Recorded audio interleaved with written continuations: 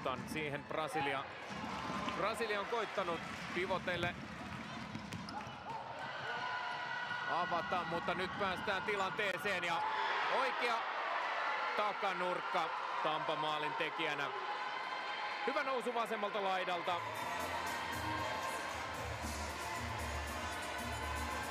Ja Pitonten Italiassa Serie A:ssa pelaava Tampa hienosti haastaa Jokin. Emili. Hieno pyörähdys. Ja pallo pelataan pialle ja vasemman tolpan kautta takanurkkaan. Brasilia johtaa 2-0. Hienosti rakennettu tämä Brasilian toinen maali.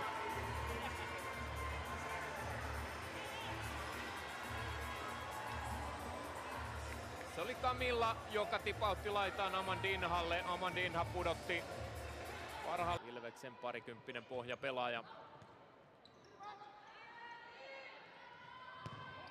Ja hienolla yksilötaidolla Brasilia 3-0 johtoon.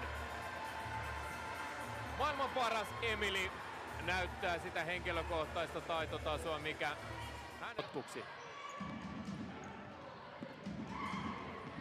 Hienosti avaa Brasilia tilan.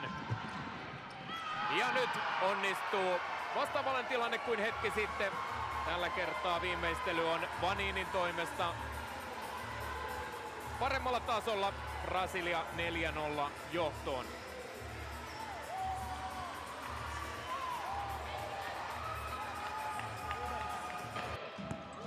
Via. Amandinha. Vanin. Hienosti pallo liikkuu jokaisella pelaajalla. Ja laukaus Amandinhalta aivan oikeaan alanurkkaan. Se oli koko nelikolta hienoa tekemistä. Joukkuemaali.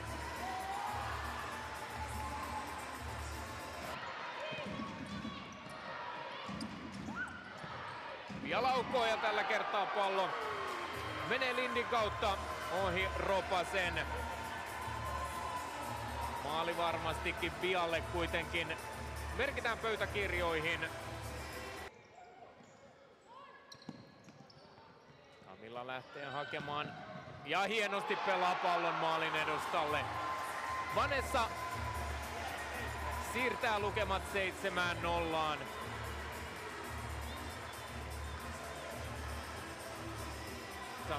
Olisivat päässeet 2-1 hyökkäykseen. Ilman hätäinen oli luopuminen. Nati De Toni laukoo ja pallo 8. kerran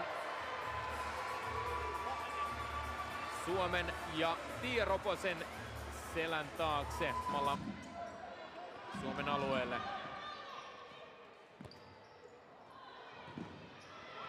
Ja se oli nätti maali.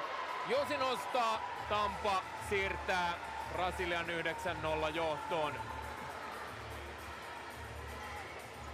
Aluksi katsoin, että Josin syöttö ei kyllä siihen Ropanen pääsee väliin, mutta se on riittävän pitkä ja lähes nolla kulmasta.